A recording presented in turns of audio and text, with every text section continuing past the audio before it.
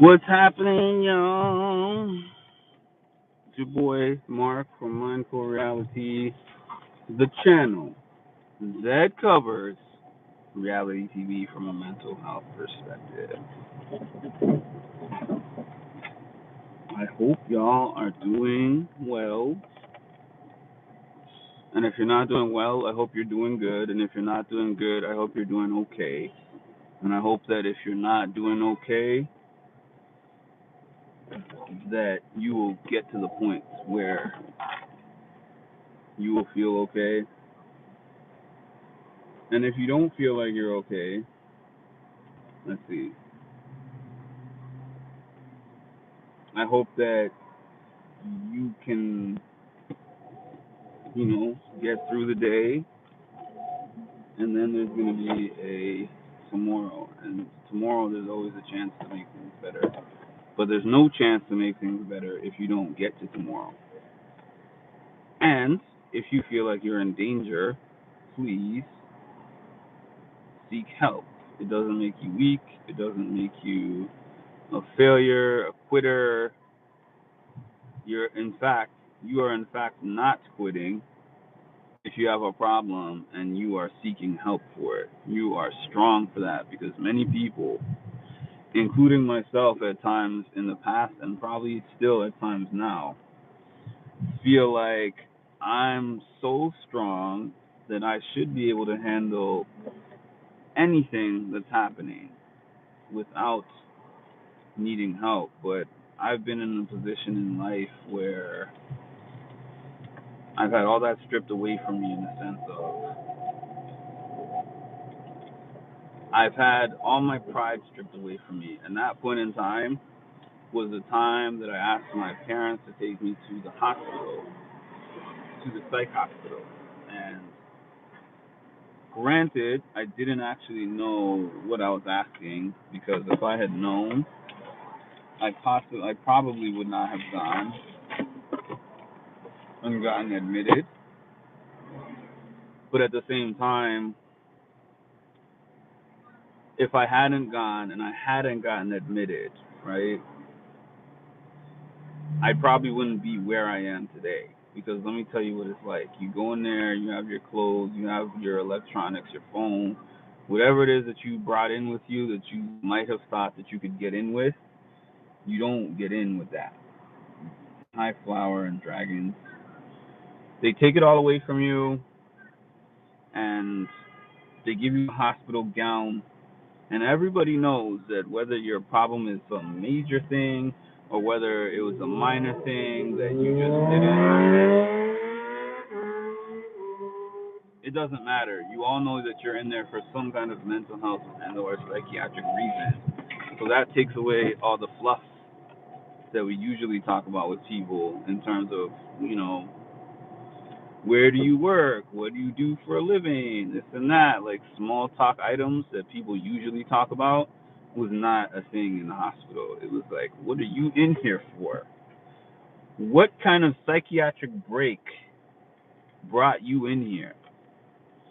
And you're speaking to people with you have the most raw of emotions at that point in time because like I said, you're not bluffing, you're not capping, you're not making things up about yourself because there's probably still some people that did make up things about themselves, but there's just layers that you can't make up once you're already in there. So some of those conversations were some of the realest conversations that I ever had in my entire life and probably will ever have. And it's the reason why nowadays I'm better. Yeah. So here we are. Okay, so that was just my little TED talk. If you watch my channel enough, if it's your first time here, you're probably like, what subject is he talking about? But what happens is 9 months out of the 12-month calendar year, my those are my main topics is life and mental health. But for 3 months out of the year, I divert the whole course of what I usually talk about and just switch over to Big Brother, and then I just throw these things in there a little bit at the beginning of my talks or at the end of my talks, because I think that everyone who watches Big Brother actually, I don't want to sound the way in the way that I say this, but I think we all have things that are wrong with us to be this invested in this Big Brother world. Let's see.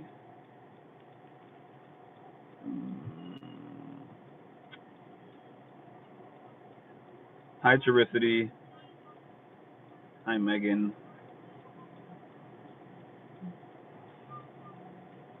Yeah, in terms of the Big Brother world, I think I've said this before, but this season I've not been as invested as I have been in past seasons, but that started with season 26. Season 24, I was extremely invested. Season 25, I was I was very invested for the first half of the season and moderately invested for the second half of the season because it was so long and so tedious after a while. And this season, I will probably catch on a good day about an hour of feed, and I don't really feel like I'm craving more. Now, I will say the reason why I don't feel like I'm craving more is not just because I'm less invested in Big Brother, but it's because Big Brother has given me less to invest in every year. Like, they give us way less content on the feeds. They're on way less, and all the things that we would like to see, they cut and chop them up and chopped and screwed. So,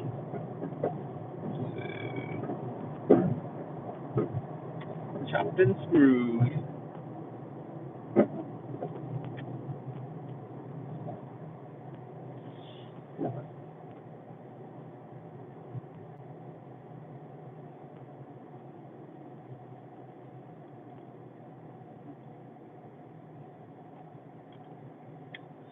All right. What am I looking at here? Oh, thank you for that, Charicity. How y'all doing? How's y'all days going? What topics do you have? You could talk to me about Big Brother. You could talk to me about something that happened in your day. I'm not a Big Brother machine like some other people. So I like a variety of topics. Granted, like on Thursdays, the worst time for me for Big Brother is between basically Tuesday until the episode on Thursday, because that's like the least interesting time for me. And it could be more interesting if they gave us a healthy amount of feeds to watch, but they don't. So they give us all the feeds that are unimportant and like a little bit of things that we would find interesting in between that. Just enough that we don't cancel. For those of us who have Paramount Plus, just enough so that we don't cancel our Paramount Plus subscription.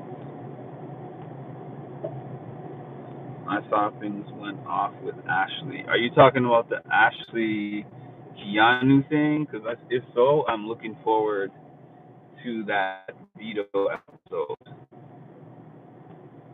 I'm looking forward to the veto episode to see the argument that took place between Keanu and Ashley, since they cut things out of the feeds for us. Keanu is one of the worst Big Brother players of all time, and I don't care what anyone has to say about that. I really don't care.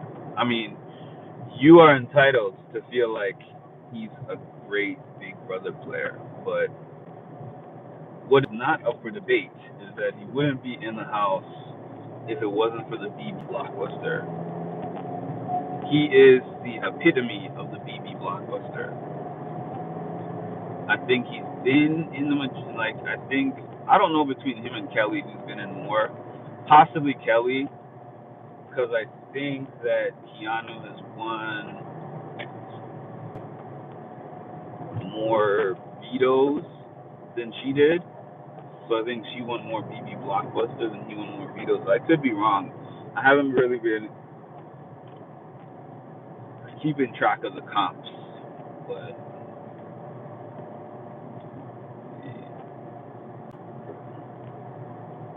I can't wait to see it. Yeah. So right now I'm headed home,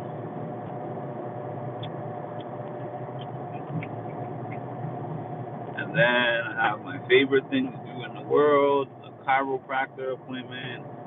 I might actually put the feeds on and see what's happening on the feeds when I get home, but I have not much faith in that. So more than likely, I think that I'm kind of tired. I think that when I get home, I'm gonna take a nap. I need to get, I think, 1,000 more steps for today, but first exercise later. I can set up. I can put on my gym clothes and stuff. Go to my physical therapy, and then when I finish, I can then go outside. And episodes of anything. I think I'm gonna find Sabrina versus the World because I was about midway through episode 2 and I just never continued. I've heard that it's off YouTube.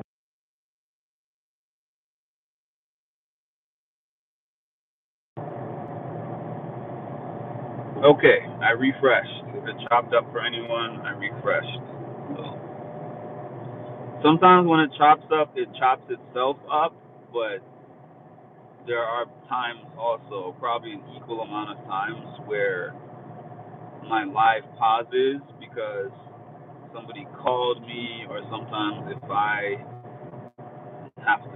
walk into a store and I don't feel like pressing the mute button, I just pause the live temporarily, and it gives people the spinning screen of death that they always talk about.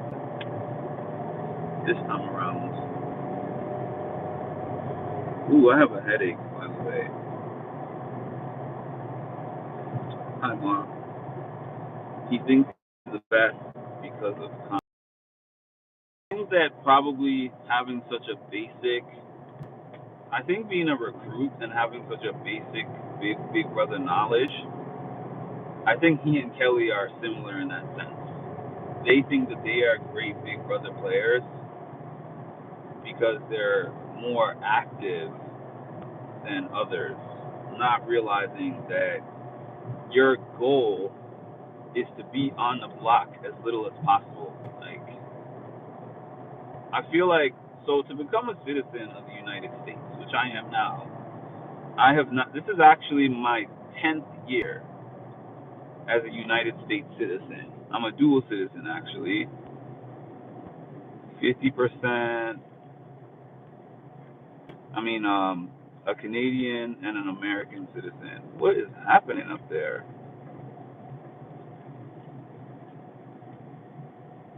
And are all these people slowing down just to see what's happening up there? That's my second. Oh,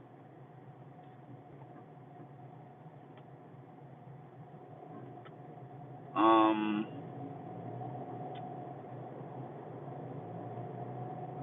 random fire that I hope that somebody called 911 about. I assume that somebody did.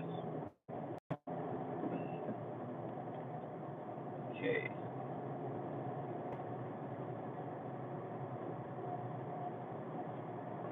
Anyways, I'm sorry about that. I was on the highway and there was this stoppage of traffic, and everybody slowed down to look at this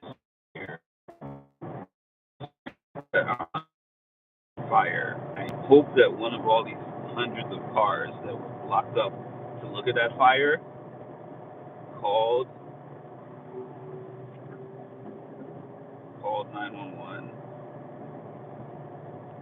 to report the fire, or they could be like me, just continuing to drive, not reporting the fire. Anyways, like somebody has got to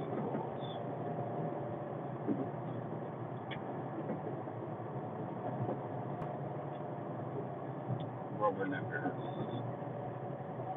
I lost my train of thought.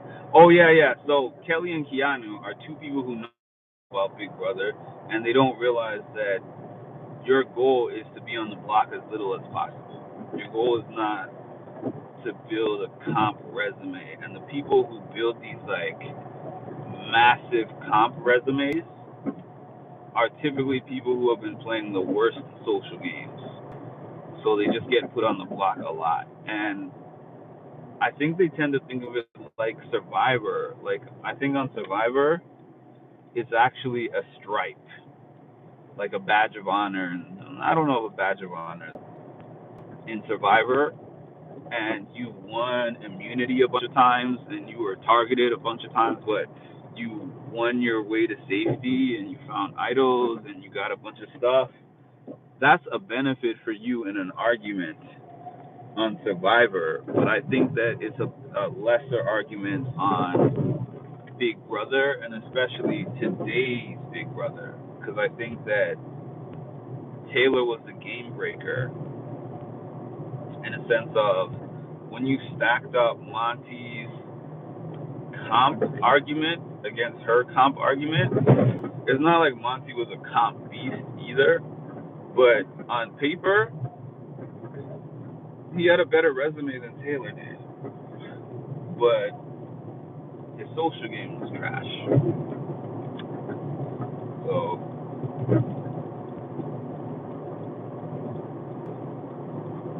like, I'm telling you, you put one win, you put like a one HOH and maybe one power of veto on Will's resume and stack him up next to Keanu, and I think he wins. The bigger question would be like a Keanu versus Will, where Will doesn't win anything.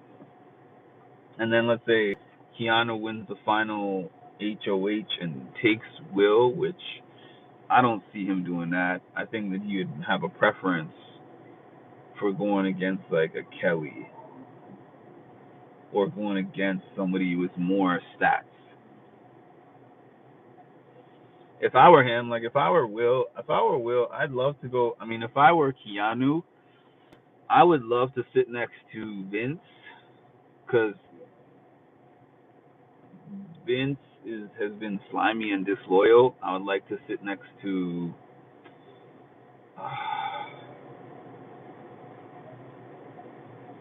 I might not mind sitting next to Morgan.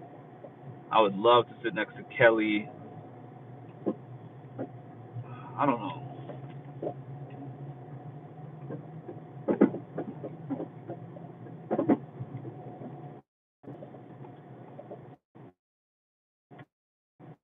I mini Dre, mini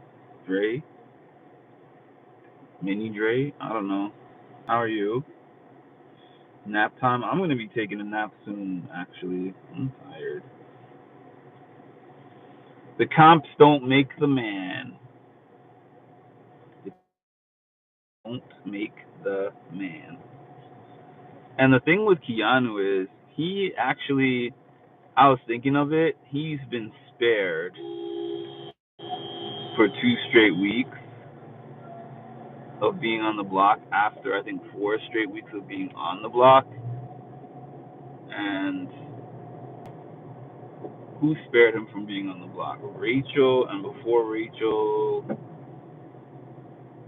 no, Rachel, and then after Rachel was Vince, and now he's HOH. So it's been 3 straight weeks, I think, that he has not been on the block. But instead of showing allegiance to Vince or Rachel, he puts Vince on the block first chance he gets, and he tries to take out Rachel's ally, Rachel's number one ally. So, and then he just assumes that that means, hey, if I get these people off the board, then it automatically means that Rachel is going to gravitate towards me, or Vince is going to gravitate towards me, No, they're going to look at you and say, this is how disloyal he was. So why am I going to trust him now? But now he also doesn't seem to grasp the concept that you are HOH, sir. So while you are HOH, everybody is going to want to work with you. Everybody is going to be aligned with you. Everybody is going to tell you all the things that you want to hear because you are the head of household. And the minute that you're not the head of household, they're going to be talking about how do we get you out? How do I know that? Well, because I am a big brother savant. One thing is, you can tell me that I don't know as much history as the historians of the game, but I am one of the most adaptable people on this planet. And that's why if I knew that I wouldn't have terrible agoraphobia and social anxiety in the house, I would love to sign up for Big Brother, and I would be excellent at it. Cause I'm very good at reading rooms. I'm very good at reading people. What is this person doing? I'm very good at reading people. Oh,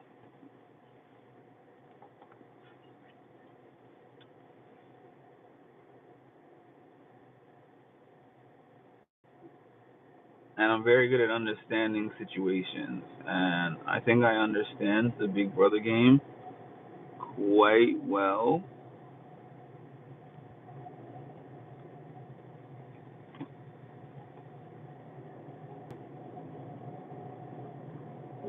And yeah, I believe that I understand that game super well.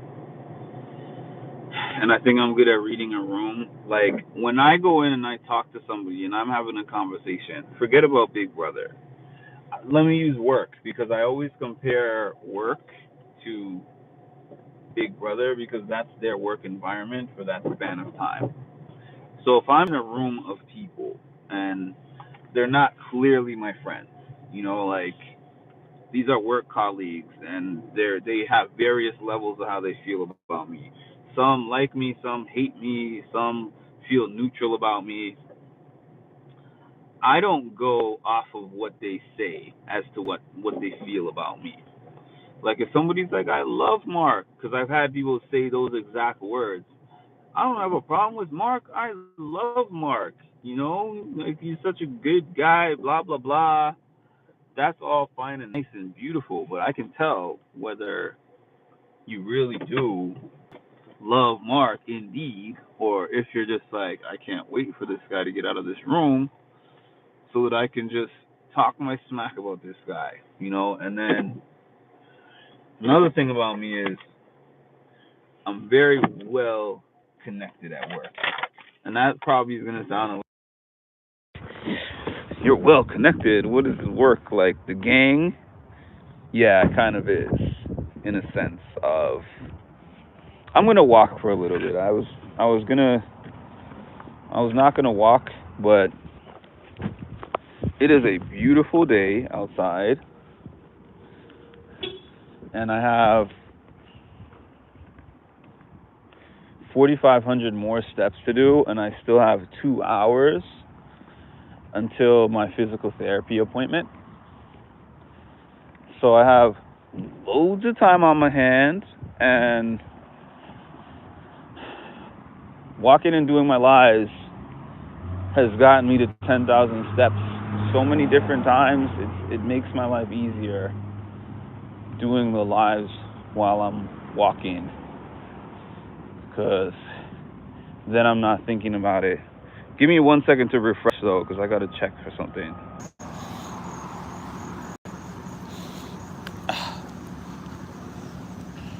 Woo woo! All right, we back.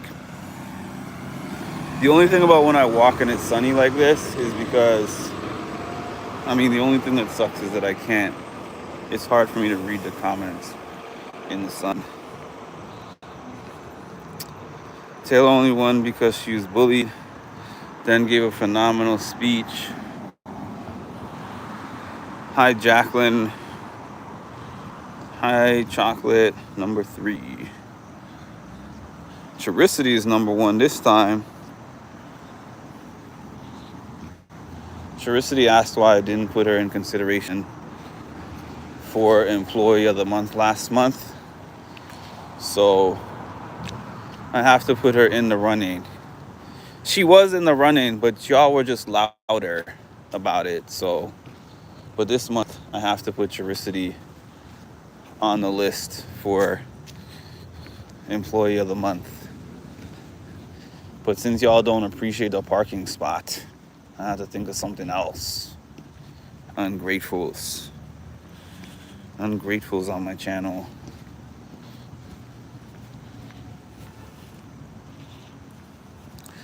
Ungrateful Reality, starring y'all. Yeah, but like I said, in work, I'm very good at reading a room.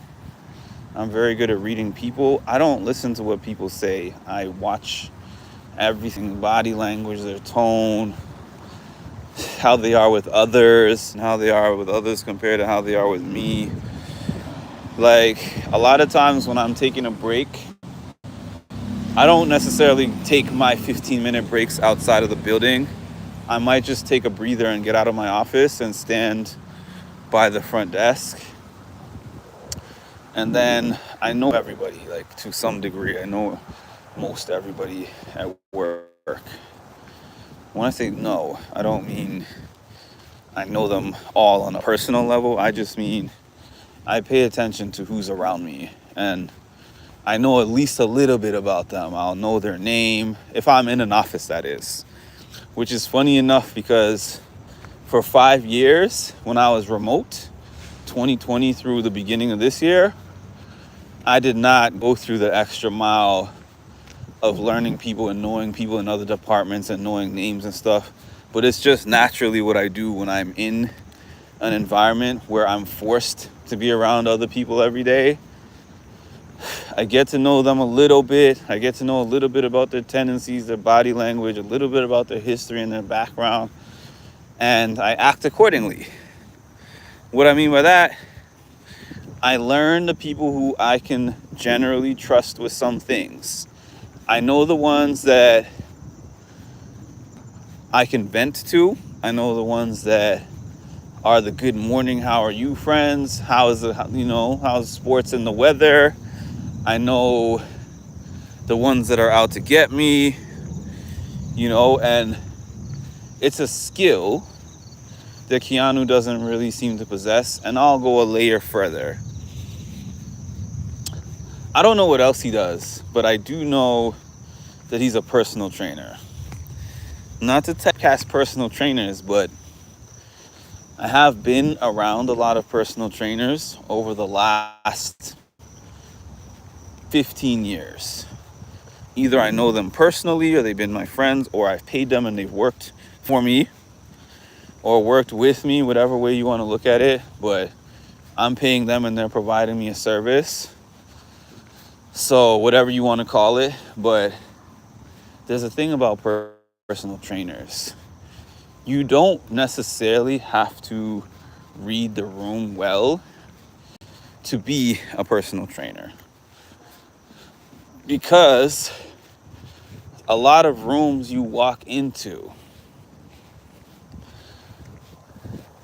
there is demographics of people who seek personal training who are not necessarily obese or do not necessarily have self-confidence issues or low self-esteem.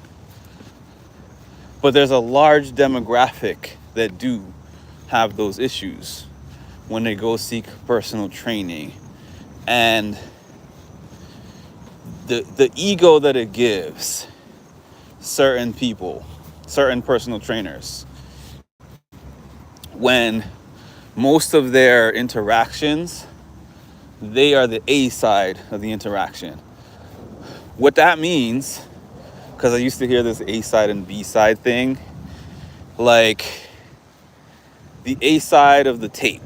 Like back in the day, I think most of you on here had experiences with cassette tapes, because I know there's a lot of people who know what they are, but they didn't know what it was like having a cassette tape. And they probably even had records like this too, with an A side and a B side, and each side had one song on it. And being the A side means that you're the main draw, because you're on the front. You're on the front of the tape, and you're on the cover, right? So when I say they're the A side of the conversation, the person who is coming to them sees them as like the standard of who they want to become and who they want to be. So you don't necessarily even need terrific interpersonal skills in order to maintain that. I would have appreciated just the honor of being Employee of the Month. Charicity. Chocolate. Making you look bad. I have difficulty rewatching that season. I rewatched that season twice. And the reason I rewatched that season... Let me refresh, because I'm seeing only one person. I refreshed because the number of viewers went from 9 to 1. So just to make sure that I'm not speaking to myself, because I did a live this morning and everyone told me later that my live only showed for 2 minutes, and I actually was on the live for like 25 minutes or something like that. But anyways, the reason I rewatched season 24 twice is because I was supposed to interview... Oh my goodness, I think I rewatched it 3 times. Because I was supposed to interview Amira. I was supposed to interview Indy. First one. And I was all prepared. I had all my questions prepared for that interview. And then when that one didn't happen, the next person that I asked was... Oh, I've watched this season more than 3 times. That's crazy. Not in full, though. I reviewed some of it. I reviewed some of the season for Indie interview that I was supposed to have, for a Mirror interview that I was supposed to have. Then I did have the Turner interview, and he ended up being the only one that I actually got from that season. And there was a 4th person I was supposed to get and didn't. Indy, Turner, Amira, Nicole. But I learned from that, aside from the Indy one, there's nothing I can do about that. I legitimately had something locked in on the calendar, and she or they flaked on me. But the other two of the 3 that I made the interview questions for, they just told me that they're willing to do it with me and we should schedule something. Oh no, that's not true. Amira had something locked in the calendar too. She hit me like... I hit her the day before, and I said, hey, just confirming that you're ready for the interview tomorrow, and we're still doing it, it's still a go. She says, yes, it is. Then a few hours later that same night, she provided me some information that my page needed to be reviewed by the powers that be, and never came back to me with what they said. But I obviously can highly assume that it got vetoed.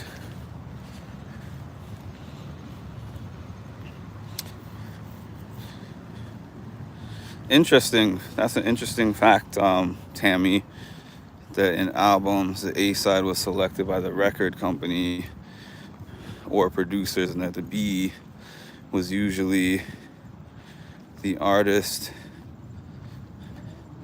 and the best side. But I still would think that the A side is the one that they used to sell the tape.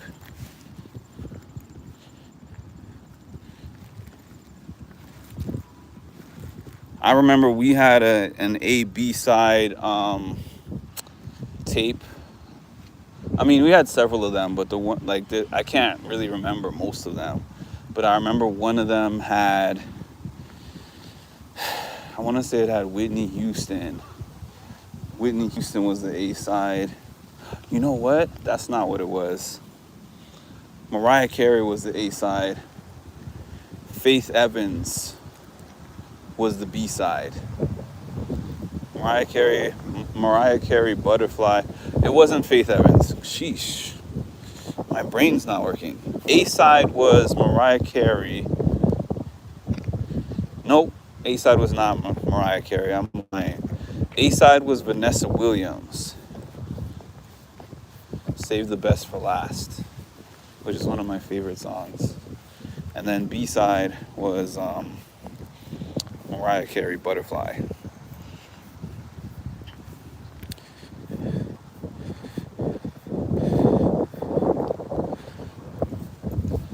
Yeah.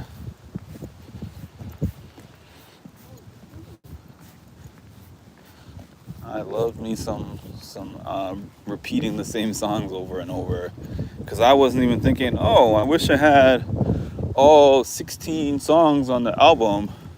I would just play the one song to the end, take the tape out, flip it over, play the back, flip it back over and play the front, and flip it back over and play the back until I got tired of it.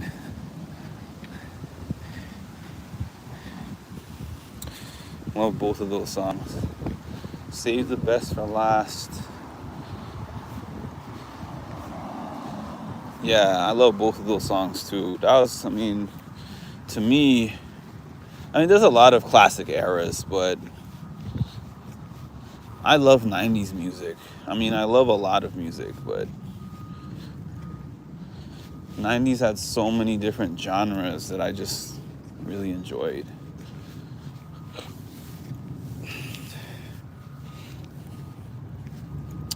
But I say all that to say that Keanu thinks he's the A side of every conversation.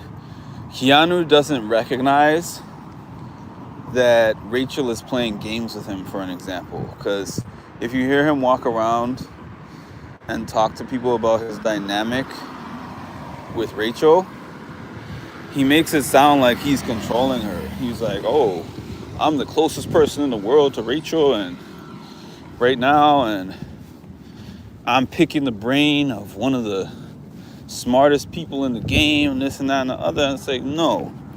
She doesn't even actually want to work with you. She's working with you by default. Because I still remember her conversation early on with Amy, when her and Amy were talking, and she's like, I love you, Amy. You know, like her and Amy. She said, I want to form an alliance, the mamas or whatever, with you. And Amy was like, sure, at the very beginning. But then she was like, you good at comps? Amy was like, nope. You? And she was like, you know, maybe previously, but currently, no. So then she was like, we need people that are going to be able to win comps in order for us to stay in this game. That's the thing about Rachel, is that she's tactical.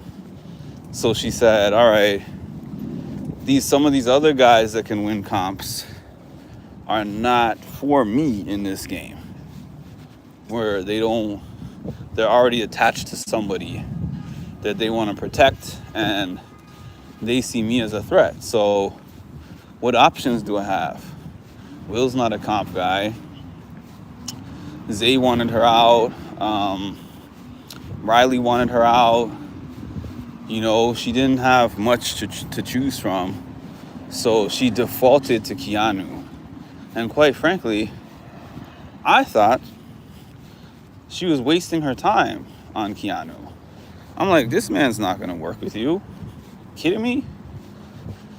he's going to stab her in the back the first chance he gets. And in some senses, yes, he did try to stab her in the back, but he was so bad at it that she's still there. And then this week, because of the fact that everybody knew that they have been working together in some capacity for the past month or so, now it would be a backstab, and you don't get points for backstabbing. Like, you would get greater points if you convinced somebody else to take her out. Yeah, you're still stabbing her in the back in a sense by going behind her back and convincing that person, but nobody took any points away from Xavier for backstabbing Kyland. You know, like, they didn't all like it. I know Tiffany for sure didn't like it. I know Kyland hated it. I know some of the jury was bitter about the fact that he did that. They were bitter about how he did them in general. But he got a unanimous win, so there's workarounds. Save the best for last. Was my oh, I already read that comment. He sure knows how to show restraint with Rachel. I think because he reveres Rachel a little bit. Even though he acts like that reverence is more of him gaming her, but I think he somewhat reveres her. And even that, there were conversations of his with Rachel when Rachel was HOH. I don't know if you saw those conversations, but after Rachel put up Riley as the replacement nom, he was kind of talking to Rachel crazy. And he had to circle back and apologize, just like he did with Ashley, because he circled back and he apologized to Ashley as well. Probably for different reasons, but he still did it. I can see this season being one of those things. I said this before. You know how Cirie generally looked like she liked most people in the house up until probably whenever Jared got out. She seemed like she generally liked most people until the time when Jared got out. And then when the show was done, it's just like the only person outside of Jared that you'll ever see her with is Izzy. And when I saw her at that Survivor event and asked her who she still communicates with, it was that then, and it still seems like that's the case now. I communicate with my actual biological son and my adoptive daughter. Nobody else.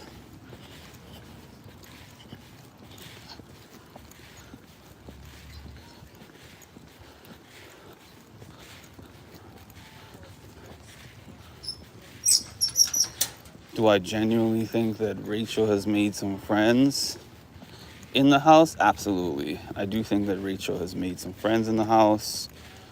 Now, my question is,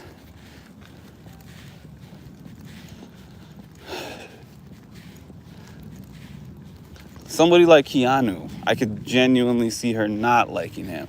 I could see them being unexpected besties, or her being like, oh, thank God I'm away from this guy. I don't want to talk to him ever again. I'm interested to see those dynamics. Or like the way that Mickey and Ashley have been speaking about each other in rooms where the other person is not present.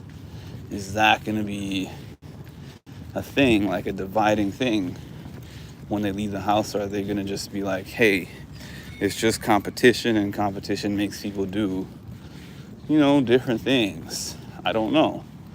Or do they genuinely have a real disdain for each other? I don't know. Listen, some things that I've learned about competition is you and another person of maybe a similar background and demographic and everything are occupying the same space. Sometimes there's just like an underlying thing that you have going on, and it might not even be you and them directly. It might be something that the other people around you are fostering. Because I've experienced that before. Low key, I'm kind of experiencing that right now, because Mark does not compete with anybody. If it's an actual competition, yes. If you and I are playing basketball and the winner is the first person to get to 21 points, then I'm competing with you to get to 21 points. If you and me are in an office environment and we're both attempting to just do our jobs the best that we can, and winning in a sense is getting a raise or getting a promotion or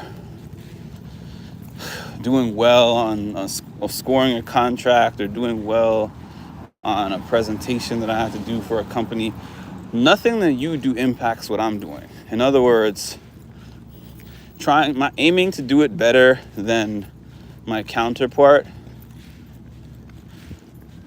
unless my counterpart is just top of the food chain, that's different.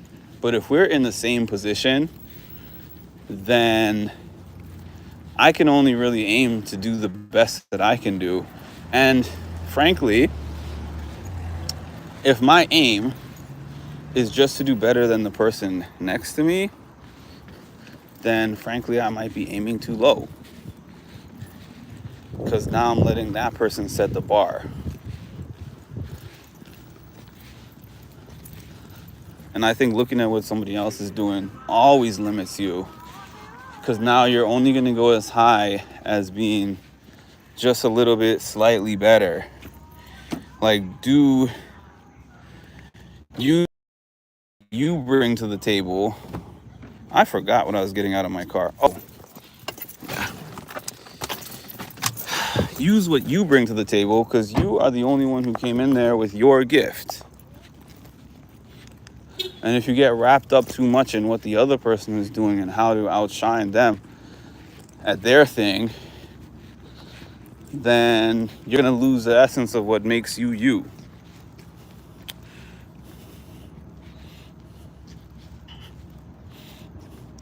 He apologized but demanded that she owed him one. Well,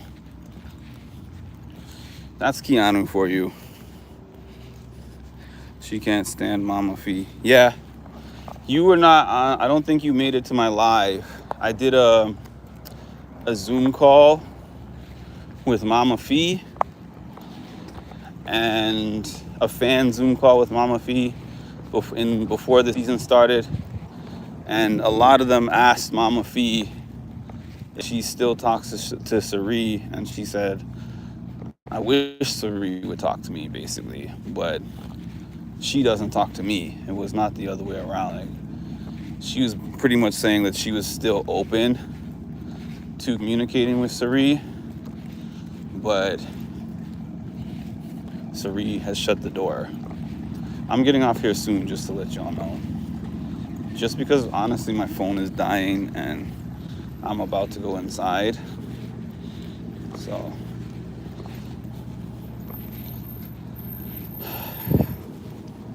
Izzy was loyal to a fault. She didn't even say anything on her way out. Although I tend to feel like production wanted to protect their investment, so I'm sure that they probably had some clause against flat out saying this is Sari's son. I feel like that was somewhere within what they put in those contracts. I believe that. But either way, she was gonna protect that till the day she dies. You know, she was fiercely loyal, as you said.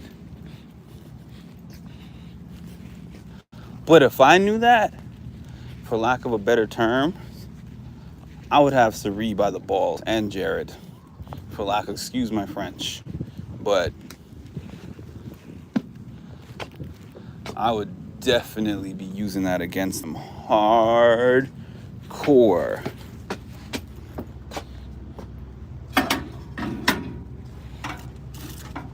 Hardcore.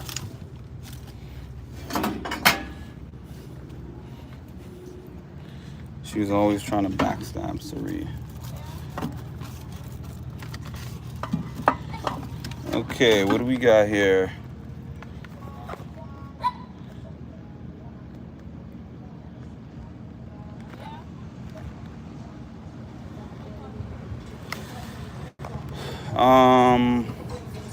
I think I ordered something today and I forget what it is, but I will find out when I open up this envelope. Okay, y'all, thanks for joining me. Please make sure to like, comment, and subscribe. And hit that notification bell to get notified of when I drop some more great content. Thank you. Talk to you